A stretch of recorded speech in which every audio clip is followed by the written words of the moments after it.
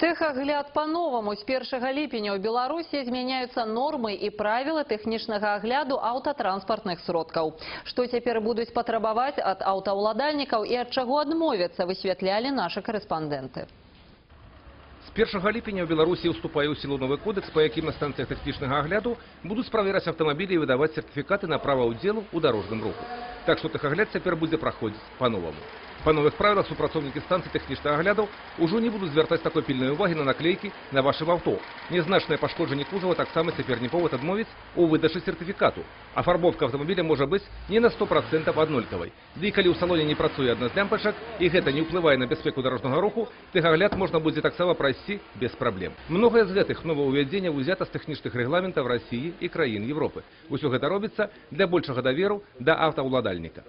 Несколько страниц занимал список ТНПА, на которые мы всегда опирались в повседневной деятельности, чтобы провести технический осмотр, в частности инструментальный контроль транспорта.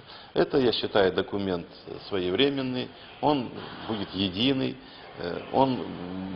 благодаря ему легче будет трактовать все позиции, спорные позиции, если они будут возникать после прохождения техосмотра или при прохождении техосмотра. До уступлення нового регламенту ўдзення было толькі два вынікі праходжання тэхагляду. Адпавядае, не адпавядае. Цяпер будзе і трэці варыянт. Адпавядае з заўвагамі.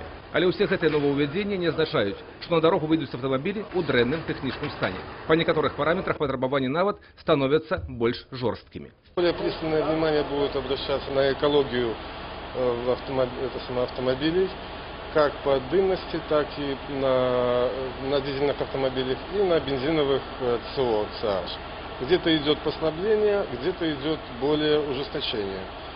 По каким это будет зависеть и от года выпуска автомобиля, и, значит, комплектации автомобилей. Зменіцца і форма дыягнастычнай карты, якую да гэтага называлі зялёнай.